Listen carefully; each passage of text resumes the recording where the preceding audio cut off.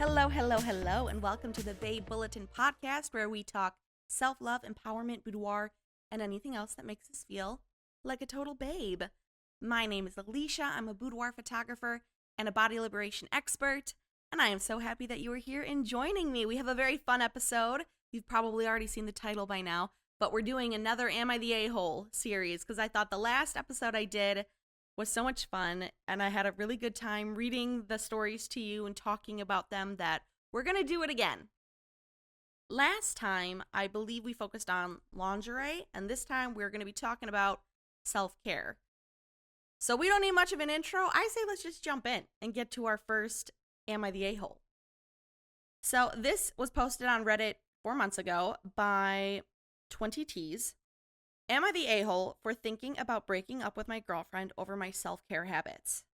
I, 24 male, am a last-year medical student, and I'm really passionate about taking care of myself.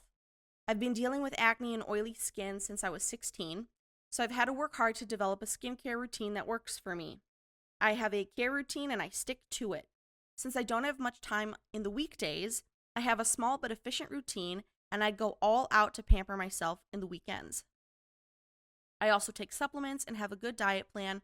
I hit the gym daily after college, and since I'm in good shape. I see a dermatologist regularly, and I've had multiple skin, body, and hair treatments over the years. I've also developed a bit of a habit of collecting men's perfumes. I've got 22 of them now.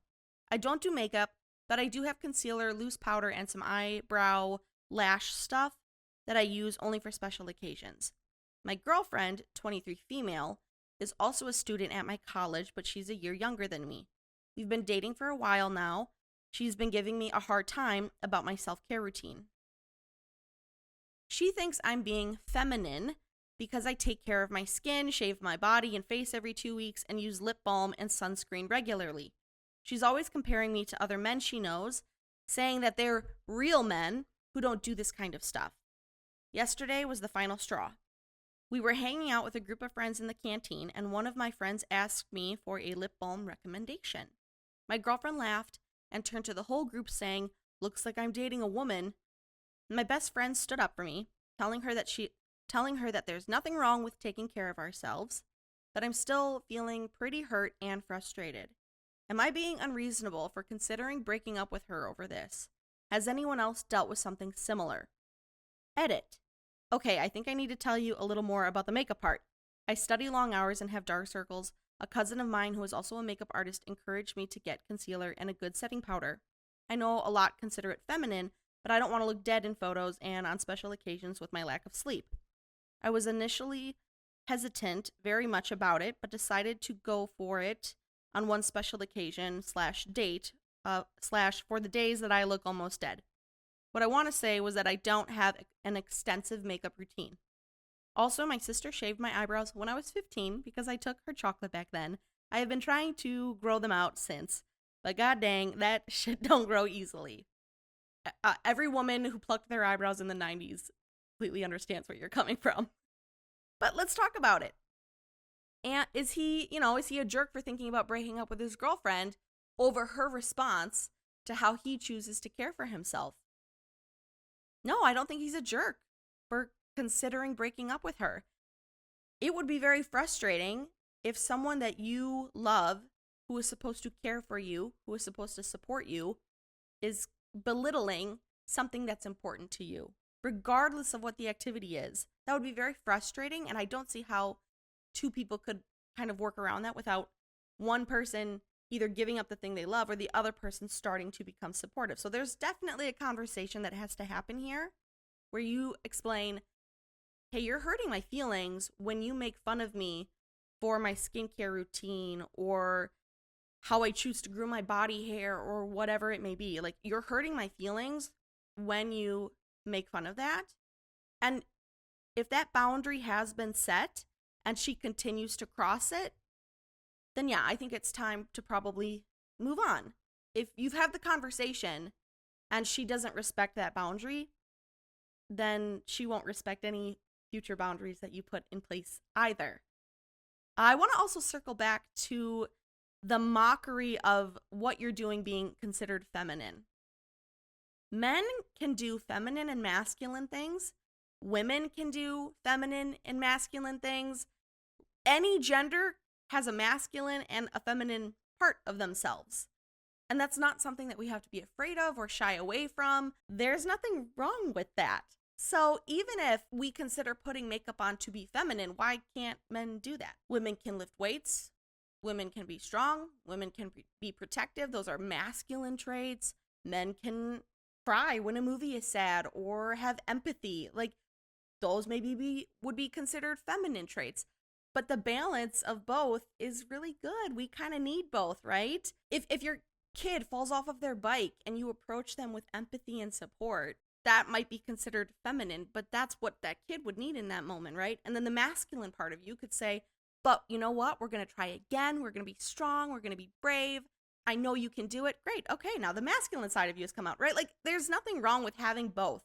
So let's just stop demonizing the fact that you are a man and you want to sometimes wear makeup because you don't sleep at all because you're a med student, of course. That's totally fine. You do you. And if your girlfriend can't accept that, if she's going to keep mocking you for it, then she is just probably not the one for you. And it sounds like she has got some growing up that she needs to do. You're 23 and you're 24. Yeah.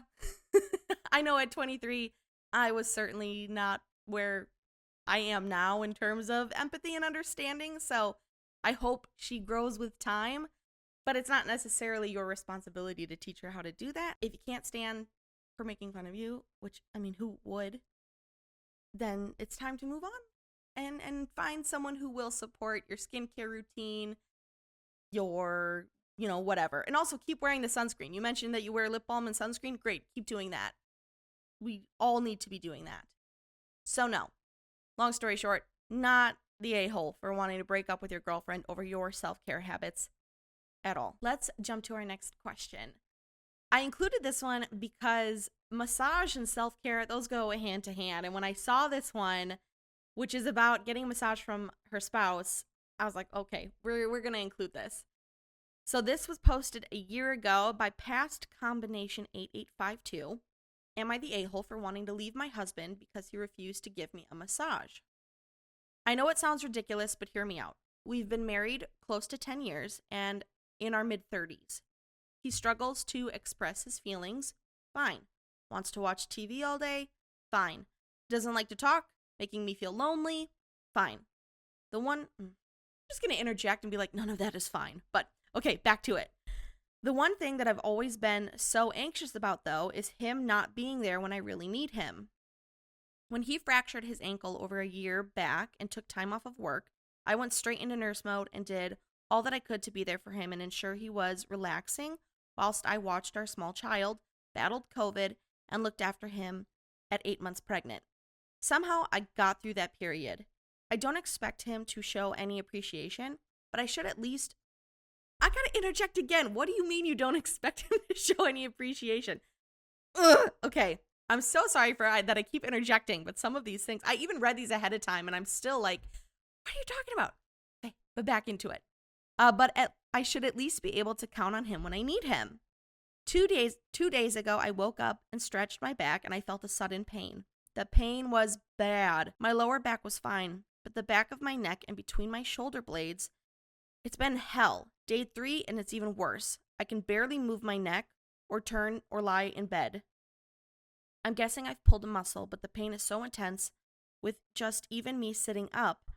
It seemed to have gotten worse when I stood up last night for a good amount of time cooking. I have small kids to look after, and I don't know how I'm supposed to manage this. When he came home from work yesterday, I mentioned it. I waited a few hours so he could rest before asking if he could possibly give me a quick massage. His response was that he stands up all day for his job and his feet hurt, and no one massages him. I told him if he asked me, I would. He snapped and shouted that I've been moaning about my stupid back since he came home and he didn't want to hear it. Well, that shut me up. I'm in such agony and he could care less. This has never happened to me before. Since having kids, I'm used to having aches and pains here and there, but I barely notice it or I take medication for it. It's rare for me to be like this, and he knows I wouldn't mention it unless it was really bad. I rang my mother and brought it up, and she asked me to come over so she could give me a massage with some cream that helps with pain. She suffers from arthritis. How is it that I can count on my parents but not my life partner? We've been through so much together, and I've forgiven so much, but I don't know if I can get over this.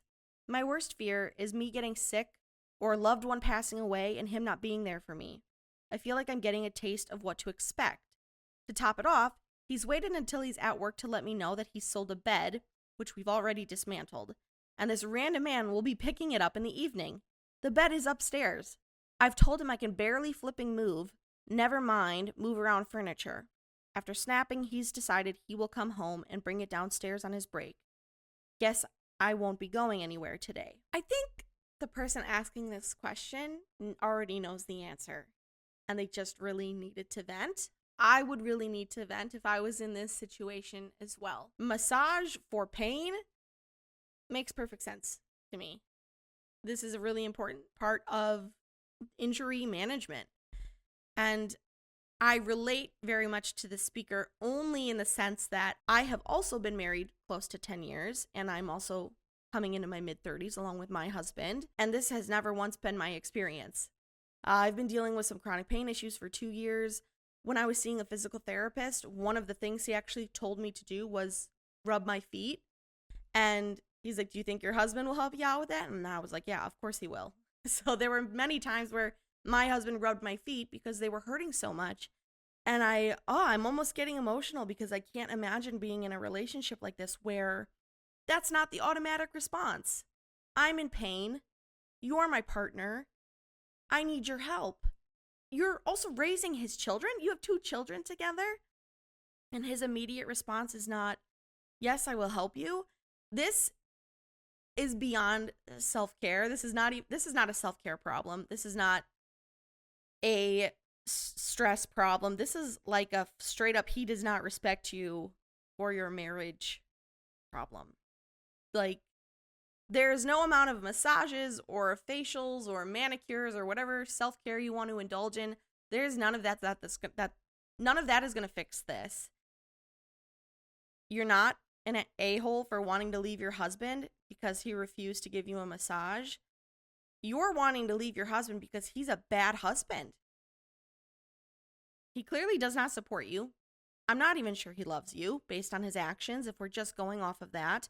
Granted, this is a very small snippet of your life that I'm reading about, but something here drastically needs to change.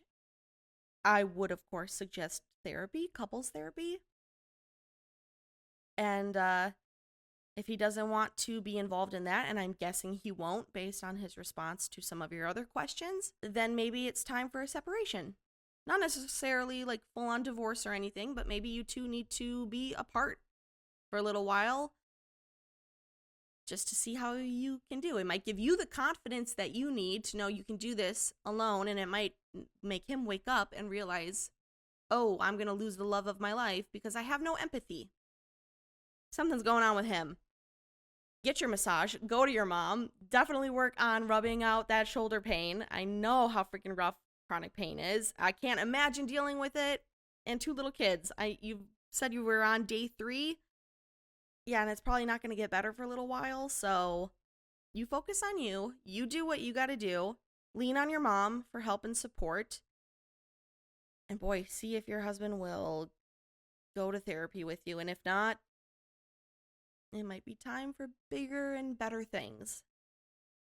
So no, not the a-hole at all for wanting to leave your husband because he refused to give you a massage. Not at all. Producer Dustin and husband Dustin says he concurs and agrees. All right, on to our last Am I the A-hole from DU4EA, posted 2 years ago.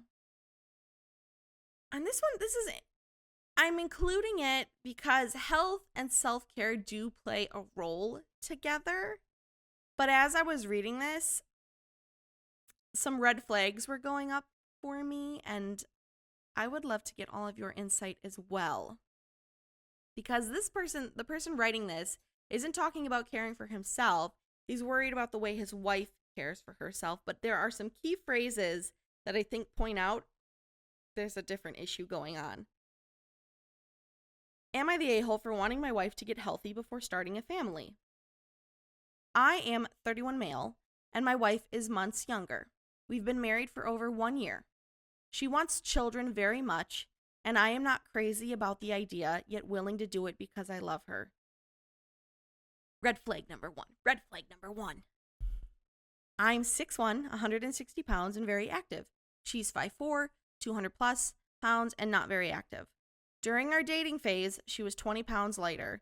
We were both active and working towards fitness goals. Mine was to bulk up 20 pounds of muscle, and hers was to lose 20 to 30 pounds. I met my goal within a few months, and she never met hers. I'm laughing because producer Dustin is just middle fingers to the sky. So I met my goal within a few months. Good for you. And she never met hers. After marriage, we discussed meeting those fitness goals before starting a family, and she agreed. It's 16 months later now, and she has gained 20 pounds. She has been crying and pleading to me that her biological clock is ticking and she should get pregnant soon. I have refused, and a disappointing rift has developed. Gosh, I can't imagine why.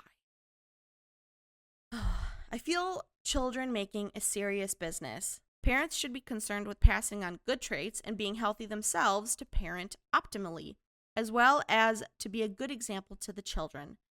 There are several congenital diseases directly related to obesity, and I want to avoid that. Attraction has also become an issue.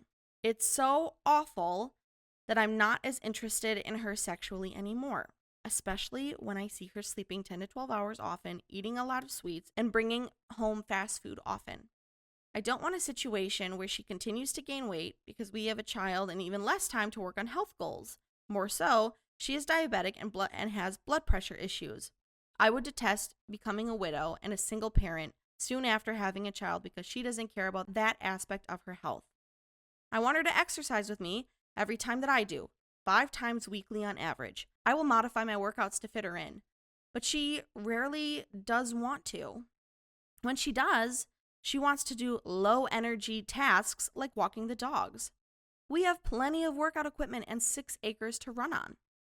I suggest never eating out, and she agrees, but eats out a lot anyways. I compliment her on how I think she's beautiful, and I'm happy that we're married, but unfortunately she's been using alternative/pricey methods like weight loss clinics, fad diets, and medications. None have worked, but all cost hundreds. I love her and I can't afford to lose her. Am I an asshole for demanding we try for a healthy family or no family at all?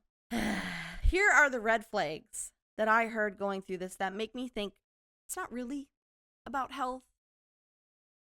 You're very aware and attuned to how much weight she said she wanted to lose, how much she has gained, and where she's currently at, which is a little bit of a red flag that you're keeping tabs so much on the scale.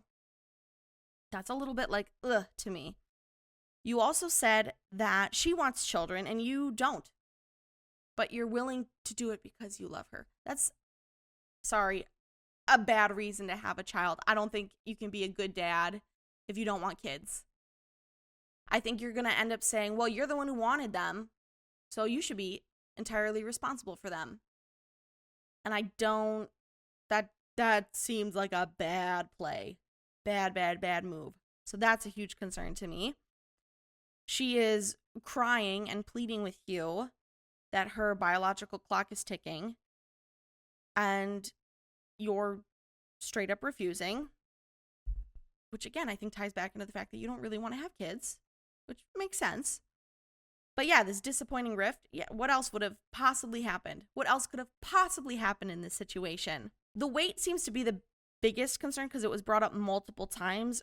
Although you do mention she is a diabetic and has blood pressure issues, both of those things can be worked on and improved without losing any weight. You don't have to lose weight for both of those things to get drastically better, but that is not mentioned at all. And you also mention that you exercise 5 times weekly. You want her to join, and you would modify your workouts to fit her in. Not I will work out with her the way she wants to work out. You're doing her a favor.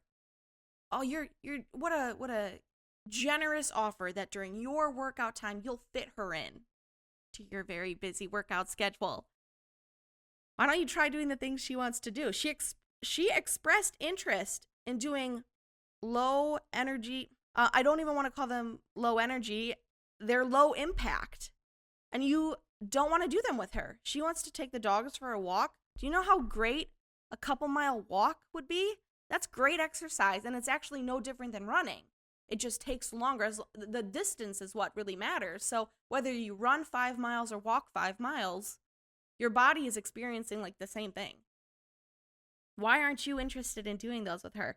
I get where she's kind of coming from. If she's expressing an interest possibly in doing something and then you shut that down saying, no, you need to get healthy in the way that I want you to get healthy, then I get why maybe she's not doing it. You mentioned that you hate going out to eat. Well, maybe there's a pivot there that can happen. You can still go out to eat, but the choices that you make at the restaurant are a little bit different. Or my next question, which I don't have the answer to, is who's cooking? Who's responsible for cooking? Who needs to make all of the food? Is it you? Are you meal prepping? Are you handling the food? If this is really important to you, that you both eat healthy in order to have a child, which, hey, I think that's great. Yeah, eat healthy. There's a lot of vitamins that she's going to need and nutrients she's going to need to have a baby. Like, heck yeah, eat healthy. Get that stuff. Who's making that food? Is it her responsibility? Is it your responsibility? You're married and it seems very important to you, so you should be the one who's doing it, right? Or maybe you compromise, and if both of you hate cooking, which, hey, I get it. What about getting Blue Apron or some other, box that will like ship right to your home? The ingredients are right there. They're whole foods. They're super delicious. We've tried a couple different ones ourselves, me and my husband. They're great. They're really yummy, and they're pretty good for you. Any pivot there? Or are you really just kind of like telling her on a daily basis, you need to lose weight before I'll have a baby with you? You need to lose weight. You need to lose weight. You need to lose weight. That actually spikes cortisol. It's very bad for mental health. It's bad for blood pressure, actually. Telling someone consistently that they need to lose weight isn't good for blood pressure. You are probably making things worse in your approach. Now, again, I'm having to make assumptions because I can't fully say, but I'm getting not great vibes here. You say that you love her, and I'm happy to see that. You say that you can't afford to lose her. That's wonderful. I just feel like you're approaching this situation from a bad place. You mentioned that you're just not sexually interested in her anymore. She can pick up on that. She knows.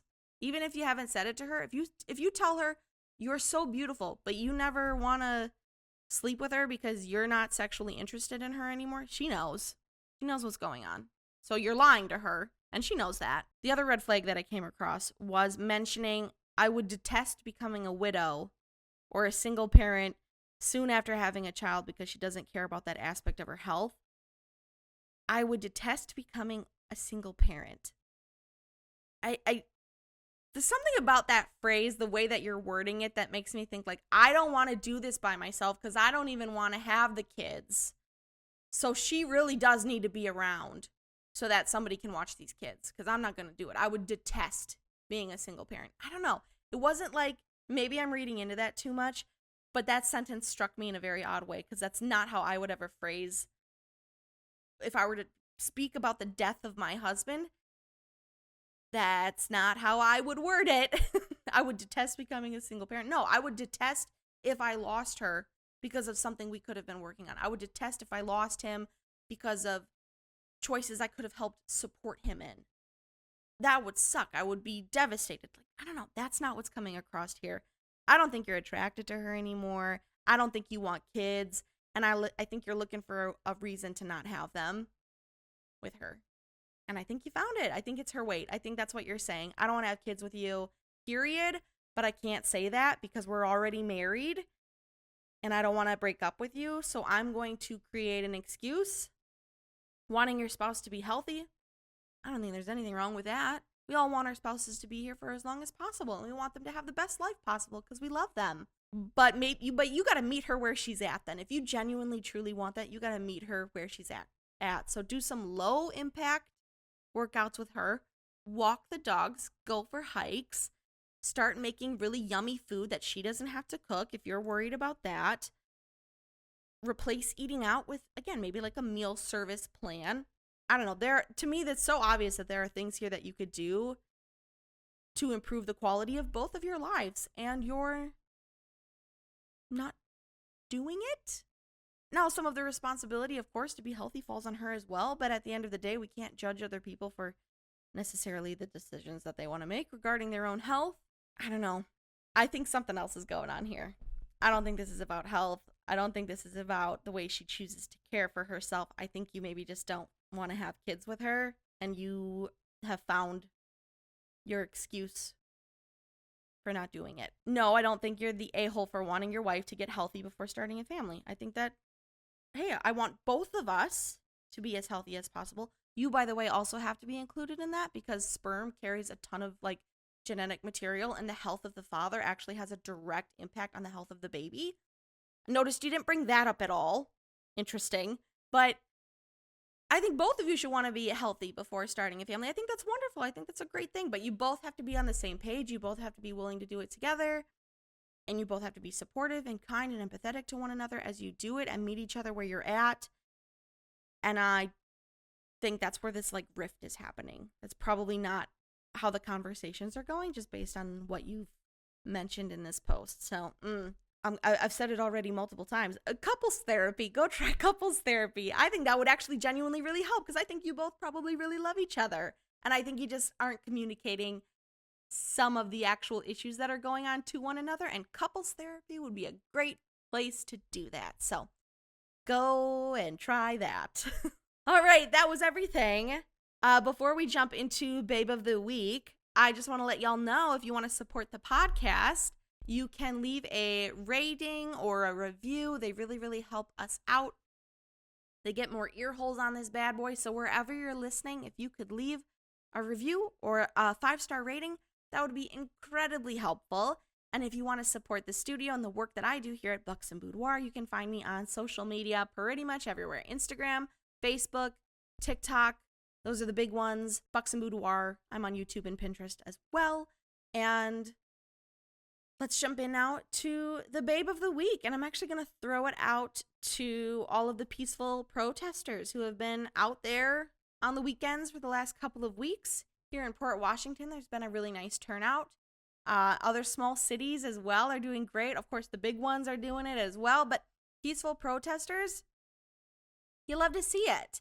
I just read that there was a study that said that if 3.5% of the population peacefully protests, it can have an actual shift and change on the way that the government functions, and it actually impacts all of that. So if you are passionate about something, if you care about something, if you are not happy with the direction things are going, get out there, make your signs, and peacefully protest. Let people know what you believe in. I was out there last Saturday. I'm hoping to make a couple more.